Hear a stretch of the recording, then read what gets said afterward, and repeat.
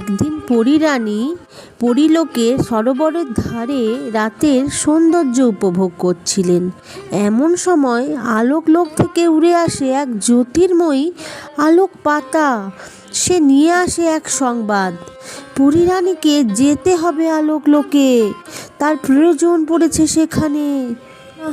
এখনই বেরিয়ে পড়ি, সময় নষ্ট করা যাবে না। ছোট ছোট বাচ্চাদেরকে ফেলে কি করে যে যাই, কত দূর সেই আলোকলোক। আসতে তো অন্তত 2-3 দিন সময় লাগবে। এই প্রথম আমার বাচ্চারা আমাকে ছাড়া থাকবে। পরীমা সেই মুহূর্তে তার সন্তানদের কাছে যায় এবং তাদের ডাকতে থাকে, ছোট্ট সোনারা ওঠো, ছোট্ট সোনারা, তোমার মা যে তোমায় ডাকে, আহারে কি নিশ্চিন্তে ঘুমাচ্ছে। ওঠো সোনারা, তোমার মাকে যে যেতে হবে, ওঠো ওঠো। এই তো উঠে গেছে আমার সোনারা। মা তুমি কোথায় যাবে? সোনারা, আমাকে একটু কাজে যেতে হবে, চিন্তা নেই, কয়েকদিন লাগবে, 3 দিনের মধ্যেই আমি ফিরে আসব। তোমরা কিন্তু এই পরীলোকের বাইরে একদম যাবে না সোনারা, ঠিক আছে? হ্যাঁ মা ঠিক আছে, তুমি একদম চিন্তা করো না, আমরা পরীলোকের বাইরে যাব না, আমরা এখানেই থাকবো। আমিও ভালো থাকবো আর বোনেরও খেয়াল রাখবো। তুমি একদম চিন্তা করো না মা, আমি তো আছি, আমি তো এখন বড় হয়ে গেছি, তাই না? হ্যাঁ হ্যাঁ মা, তুমি চিন্তা করো না, আমিও সাবধানে থাকবো, দিদির কথা শুনবো, দিদিরও খেয়াল রাখবো আমি। তুমি সাবধানে যাও আর সাবধানে এসো, কেমন? একদম চিন্তা করো না। ঠিক আছে আমার সোনারা, তাহলে আমি এবার আসি আমার সোনারা। পরীমা চলল আলোকলোকের দিকে।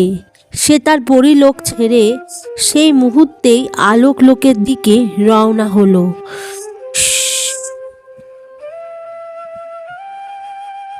আলোকলোক, তারা মণ্ডিত নক্ষত্র আর আলো, অপূর্ব সুন্দর আলোকলোক, কিন্তু অনেকটা দূর। পরীমা মিলিয়ে গেল আলোকলোকের পথে।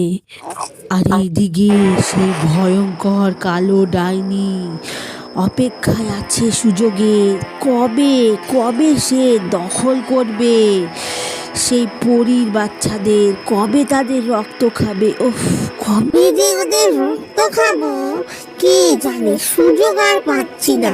ওই পরীটা থাকলে তো কিছুতেই সম্ভব নয় ওদেরকে তুলে আনা। কি যে করি, কত দিনের অপেক্ষা আমার। ঠিক সেই সময় আকান লাল মৌমাছি, সে হলো গুপ্তচর, কালো ডাইনি, পরীলোকের খবরাখবর রাখে। সে এসে খবর দেয় কালো ডাইনিকে, পরীমা বেশ কয়েকদিনের জন্য বাইরে যাচ্ছে। এই খবর শুনে কালো ডাইনি আনন্দে আত্মহারা। সুযোগ পেয়েছি, পেয়েছি সুযোগ, এবারে তুলে আনবো ওই দুটো পরীকে ছোট। বাচ্চা দুটোরা